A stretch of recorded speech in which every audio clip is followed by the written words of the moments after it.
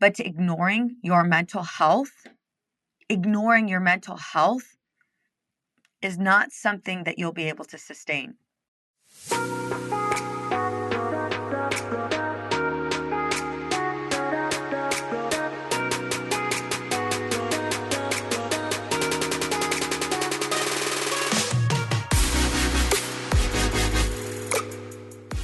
Ever feel like you're in a constant competition between your career and your husband's patience? Your kids think you work too hard, but hey, you're doing it all for them, right? The struggle is real, and I've been there too. Moments of feeling like a crappy mom and wife because once again, your kids had breakfast on their way to school, and you've got more important things on your plate than cooking and cleaning. Hey there, working moms who are juggling a million things and still wondering if you're doing it right. I'm Veronica Cisneros, and I'm a licensed marriage and family therapist, a mama of 3, and married for 24 years. Welcome to the Empowered and Unapologetic podcast, where we dive deep into the messy, chaotic, and sometimes hilarious world of mastering motherhood, marriage, and business. I get it. Balancing it all was never the goal, but here we are, trying anyway. I'm here to share my journey and guide you through yours. No more apologies for being driven, and definitely no compromises on your dreams. Together, we'll navigate the challenges of being a powerhouse in both business and family life. Join me as we tackle the uncomfortable conversations from being the breadwinner to changing the rules of what a marriage looks like. Let's figure out how to parent in a working parent household without the constant arguments or guilt. I'm Veronica Cisneros, and this is Empowered and Unapologetic, where we embrace the chaos, challenge the norms, and strive to live life on our own terms. Get ready for some real talk, actionable tips, and a few laughs along the way.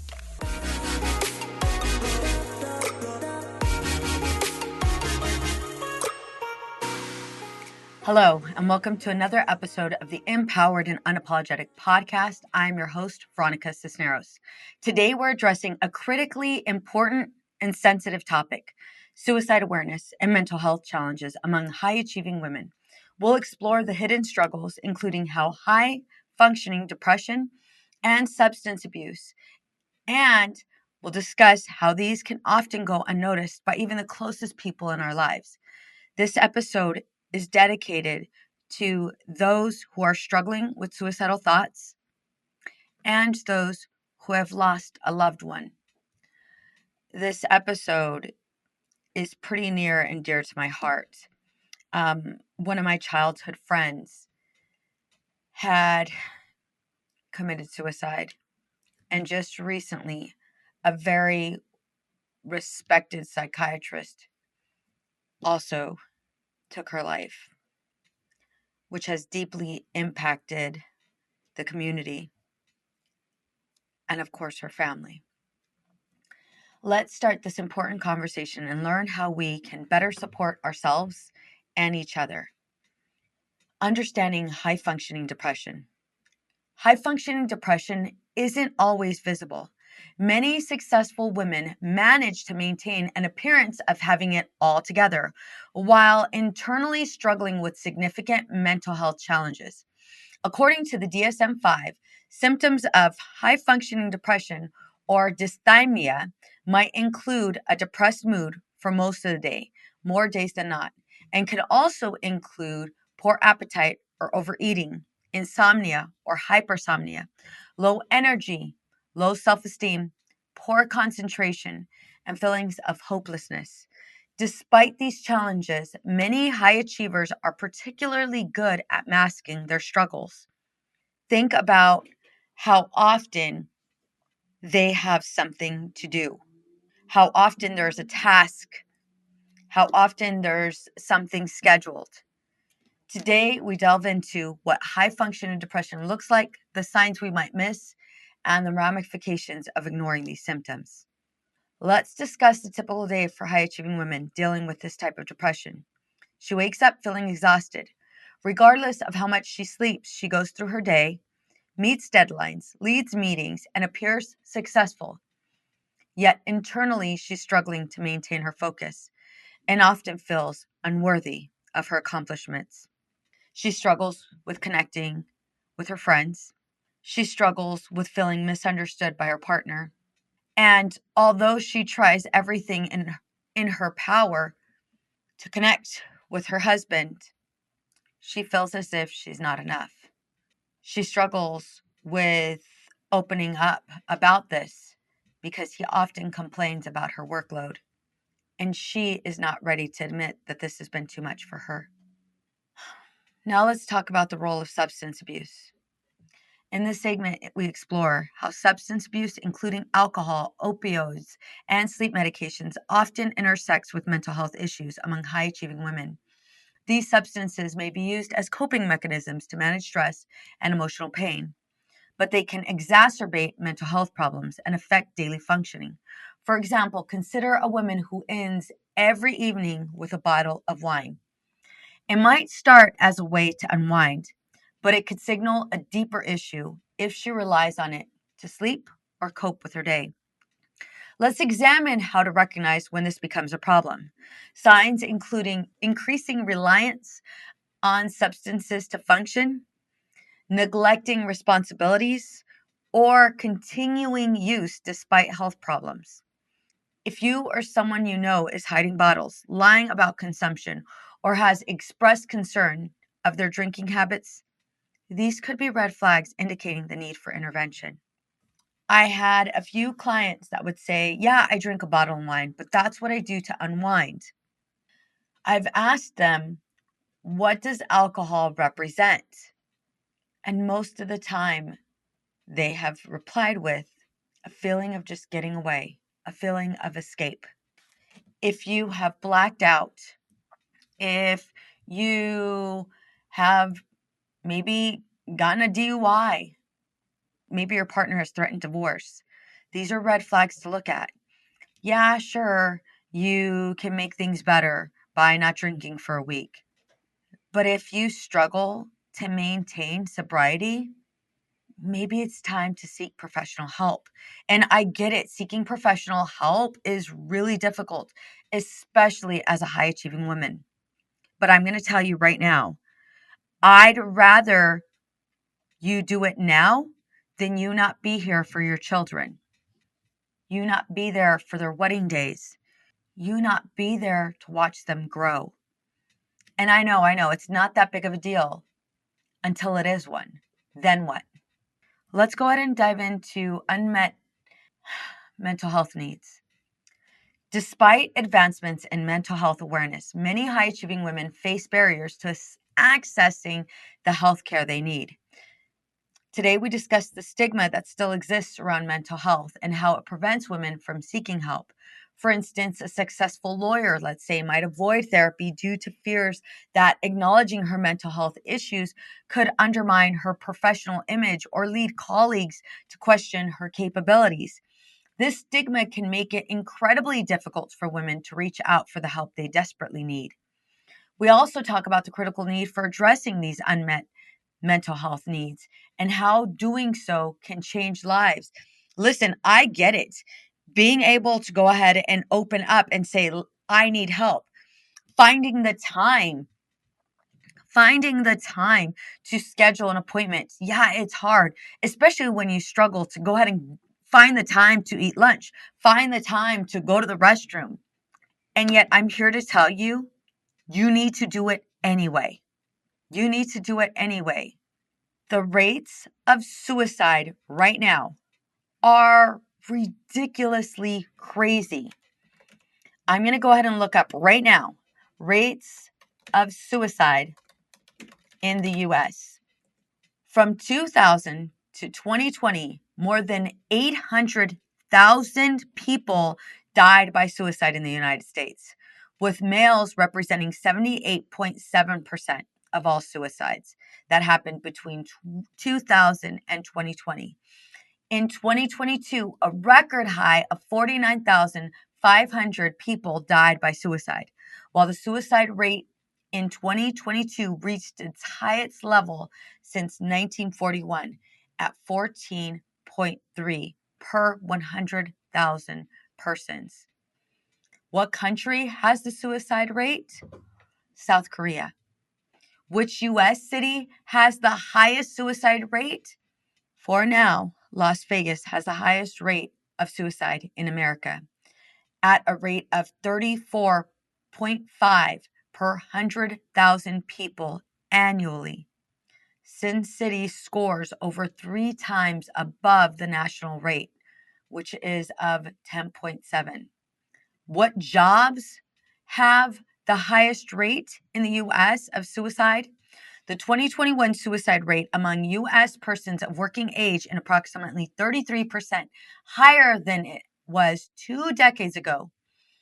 Major industry groups with the highest suicide rate include mining, construction, other services, arts, entertainment, and recreation, and agriculture, forestry, fishing, and hunting. What is the CDC suicide rate? Well, age ranges from 35 to 44. It's at 18.7 per 100,000. For ages 25 through 34, it is at 19 per 100,000.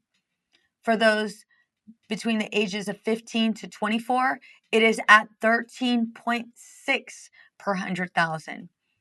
And for those ages 10 to 14, yes, 10 to 14, it is at 2.4 per 100,000. Depression rates have gone up substantially. Anxiety rates have gone up substantially. And yet we ignore these. Over and over, we ignore them.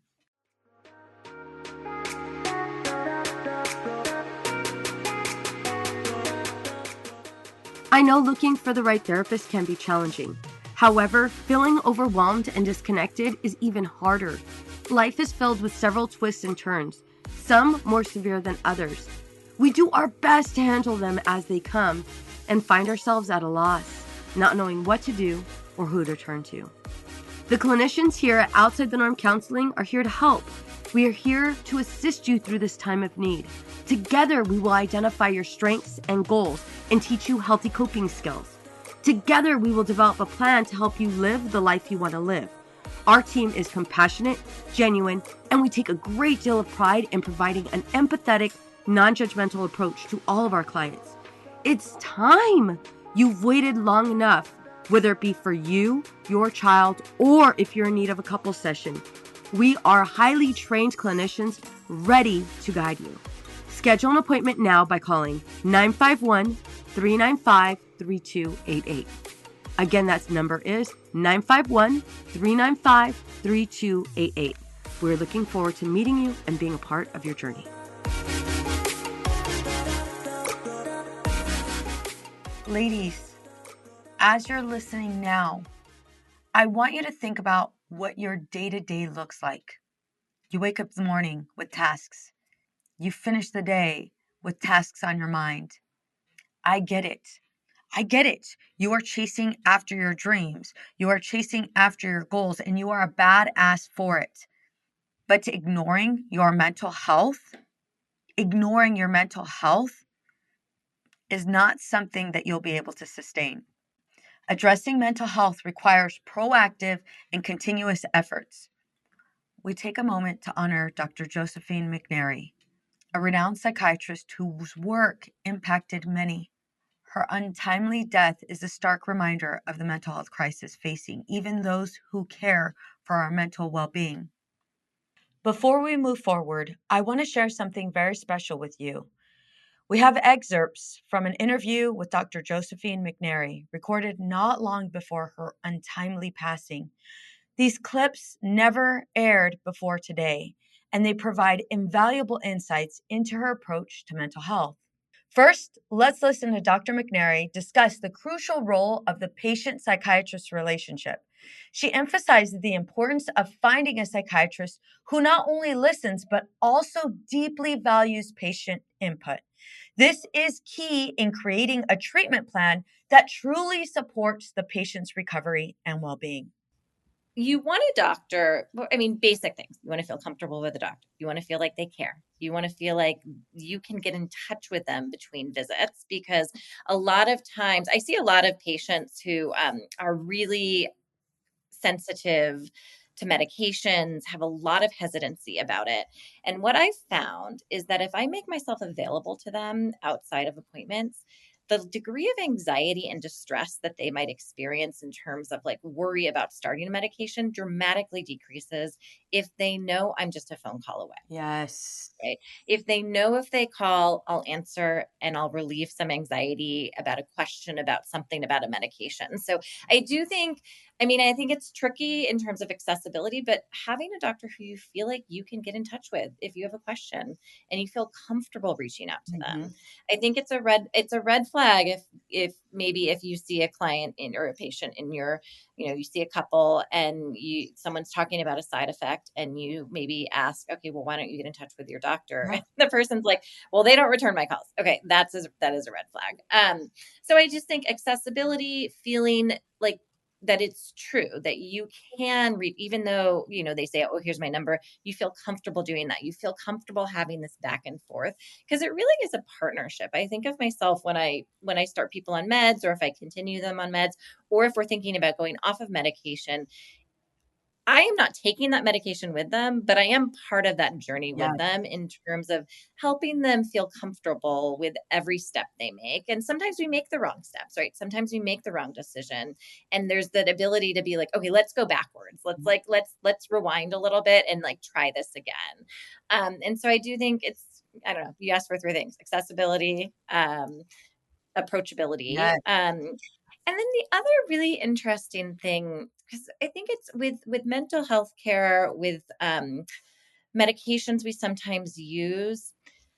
I think it's this like it's a fine skill for a clinician to be able to appropriately challenge their patient in a healthy way.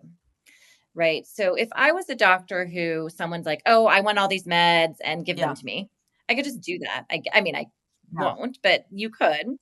But I think there's if there's a mutual respect between the patient and the doctor, I can in a way challenge my patient to be like, well, why do you want to do Mhm. that? And I can express some hesitancy about maybe things that they like are thinking is kind of the direction that they want to go in. Not that I don't listen to my patients, but it's this back and forth of me being like, I hear that, but I also wonder if you can think about it in this way. And Yes. then on the other side of it, my patients can do that with me.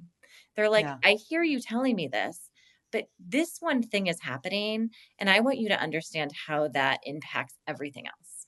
Right. Yeah. And so there is this like mutual listening that happens, right? Next, we have Dr. McNary sharing her perspectives on integrating traditional psychiatric treatments with holistic approaches. She believed in a balanced methodology to enhance overall mental health, underscoring how blending different therapies can cater to the unique needs of each individual. Well, it depends on the individual and what they want. Right? So I have some people who are like, nope, I don't want any of that like supplemental stuff. I just give me the give me the prescriptions, right?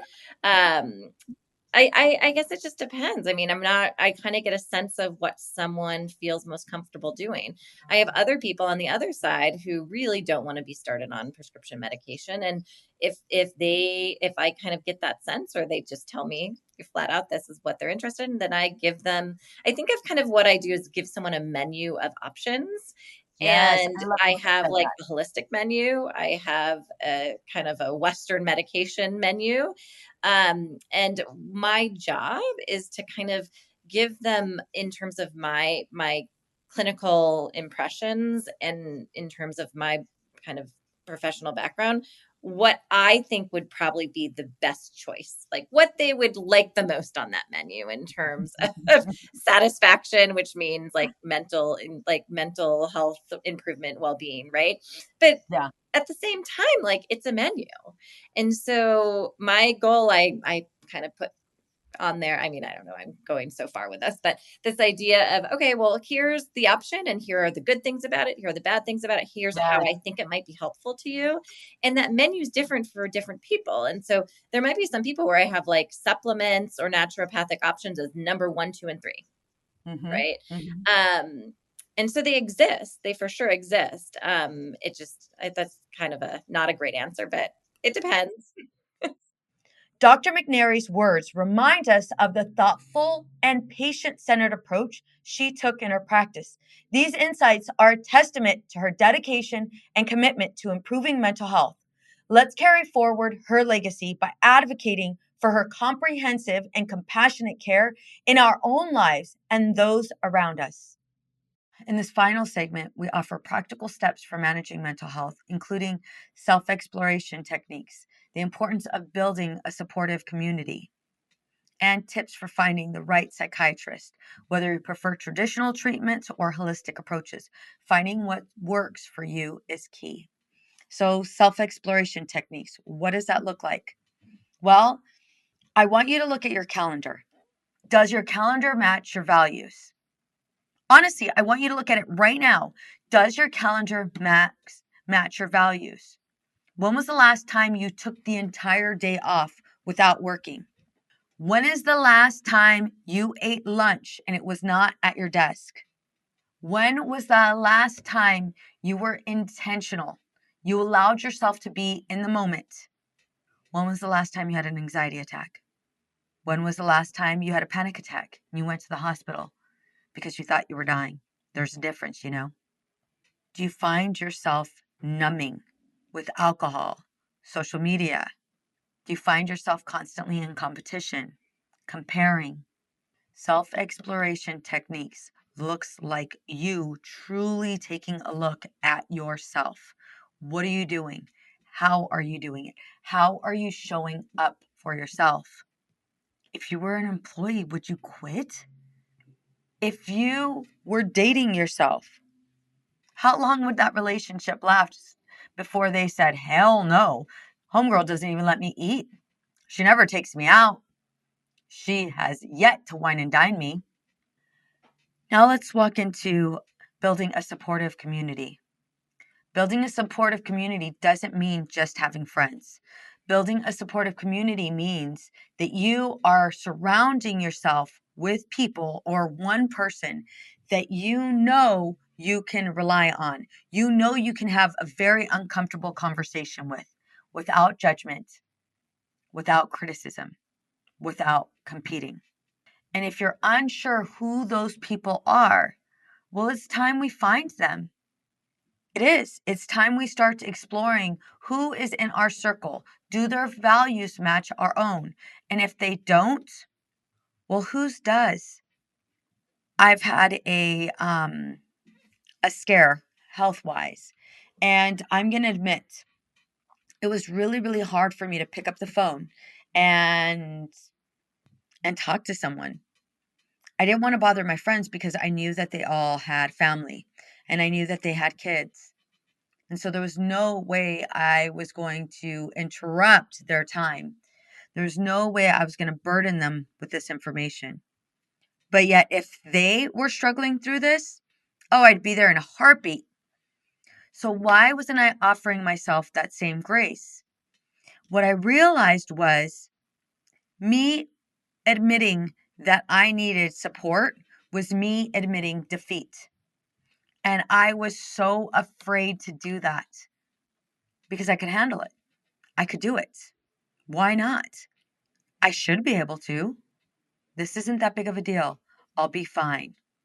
That right there is what trips us up. And it goes from one time of needing support to another time, to another time. And then it slowly builds. I've heard many people say suicide is a selfish act. And I didn't quite understand this. I have to be honest, I never really understood it until I became a therapist. And I started working with patients who were struggling with suicidal ideations. And it was then that I realized, wait a minute, this is not a selfless act. Not at all. I recognize that in your struggle, you feel as if you are a burden to other people. And the last thing you want to do is pile more on their plate. I have heard many of you say that it would just be easier if you weren't here. It'd be easier if you didn't wake up in the morning.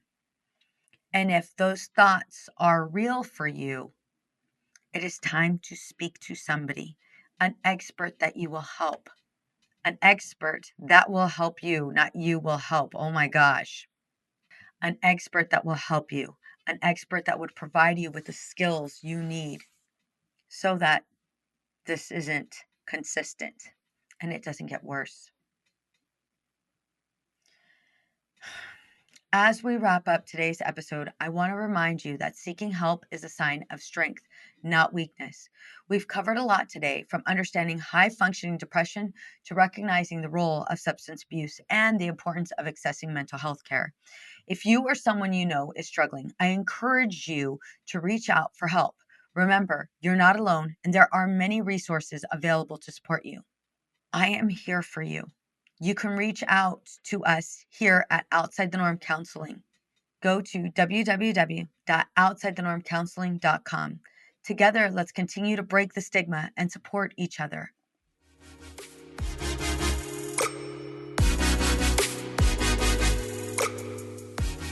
Raise your hand if you are ready to level up your marriage for 2023. Do you find that you're spending your time together with your husband checked out and in front of the TV? I know you're ready for tangible strategies that actually get you results. Reignite the spark in your marriage, have fun, and grow together. Well, I hope you have your hand raised at this minute because I have something special for you. I'm introducing my brand new 6-question marriage predictor quiz that's gonna give you personalized results to catapult you into the next stage of your marriage journey. That means you'll receive the results to where your marriage can get the best help. If you've got just 1 minute, head to veronicacisneros.org/quiz. Again, that's veronicacisneros.org/quiz, and you could take my brand new quiz, Marriage Predictor. Get your results delivered right to your email address. Again, that's veronicacisneros.org/quiz, veronicacisneros.org/quiz. What's up, ladies? Just want to let you guys know that your ratings and reviews for this podcast are greatly appreciated. If you love this podcast, please go to iTunes right now, write a review, rate the episode, and subscribe. Don't forget to share it with your friends.